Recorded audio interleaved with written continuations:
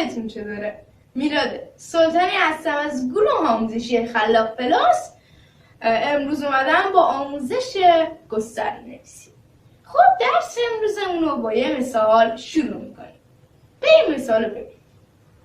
گفته که ارزش هر رقم رو بنویس. خب به ما یه جدول ارزش مکانی داده که توش یه عددی قرار گرفته. حالا ما قراره ارزش هر کدوم از این ارقام رو بنویسیم. خب شروع میکنیم از سمت راست. اول طبقه یکی ها. ببینید 7 تا یکی داریم. خب همونطور که میدونیم 7 تا یکی ارزشش میشه 7 تا، پس ما 7 خالی مینویسیم. بعدی 4 تا 10 تاییه یا 4 تا دهگانه. خب همونطور که میدونیم 4 تا دهگان میشه چند؟ بله میشه 40. پس به جاش مینویسیم پس جاش مینویسیم 40.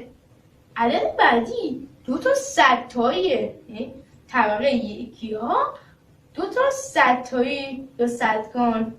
خب شروع میکنیم بازم مثل دفعه قبلی 2 تا 100 گان میشه 200 یا 2 تا 100 تا میشه 200 تا. پس مینویسیم ارزش مینویسیم 200. حالا بریم توی طبقه هزارها. طبقه هزارها یکان هزار اول 5 تا 1000 داریم. 5 تا 1000 میشه چقدر؟ بله میشه 5000. پس مینویسیم 5000. بعدی 6 تا 10 هزاره. ما میتونیم بگیم 6 تا 10,000 تایی.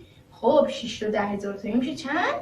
بله میشه 60,000. و در نهایت 4 تا 100 هزار داریم یا 4 تا 100,000. 4 تا 100,000 میشه 400,000.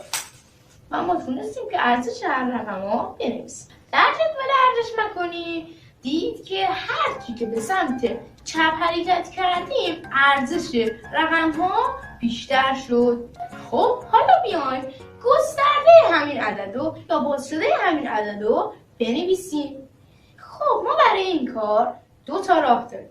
اول این که همونطوری که با هم تونستیم ارزش هر کدوم از این ارقامش رو پیدا کنیم، میتونیم راه اول اینه که این ارزش ها رو کنار هم بذاریم و با هم جمع کنیم. این یه راهه، اینه که گسترده عدد رو بنویسیم. یه راه دیگه هم وجود داره، اونم اینه. الان با هم بررسیش میکنیم. نگاه میکنیم از سمت چپ. اولین رقم از سمت چپ 4 هستش. خب ما میگیم جلوی 4 چند تا عدد یا چند تا رقم وجود داره؟ میشماریم 1 یه دونه 6 یه دونه 5 2 4 7 5 تا رقم جلوی 4 وجود داره. پس من میام میگم همون 4 رو میذارم به جای اون 5 تا رقمی که جلوش وجود داره 5 تا صفر میذارم، شد 400,000. حالا به علاوه عدد بعدی از سمت چپ 6 هستش. جلوی 6 چند تا رقم وجود داره؟ جلوی 6 1 2 3 4 تا رقم وجود داره. پس میایم 6 رو مینویسیم، جلوش هم به جای اون 4 تا رقم 4 تا صفر قرار میدیم. رقم بعدی از سمت چپ بعد 6 5 هستش. خب مثل دفعه قبلی چند تا رقم جلوی 5 وجود داره؟ 1 2 3 تا وجود داره. پس میایم 5 رو مینویسیم، به جای اون 3 تا رقم 3 تا صفر میذاریم و میشه 5000. حالا بریم سراغ رقم بعدی از سمت چپ. بعد 5 2 هستش توی طبقه یکی ها. خب 2 تا رقم بیشتر جلوش وجود نداره. پس 2 رو می‌نویسیم، به جای اون 2 تا رقم هم 2 تا صفر میذاریم. حالا نوبت 4 هستش. جلوی 4 فقط یه رقم وجود داره، اونم 7. پس 4 رو می‌نویسیم و به جای 7 صفر میذاریم جلوش. و رقم آخر 7. هیچ رقمی جلوش وجود نداره، فقط آخرین رقم خودشه. پس میایم 7 خالی رو مینویسیم و وقتی اینا رو با هم جمع کنیم در واقع ما تونستیم باز شده یا گسترده عدد رو بنویسیم. خب ما به 2 روش گسترده عدد رو نوشتیم یا باز شده شد. همونطور که دیدید جوابا با هم یکی شد. خب ما میتونیم این گسترده نویسی رو به حروف هم داشته باشیم. یعنی به چه شکل؟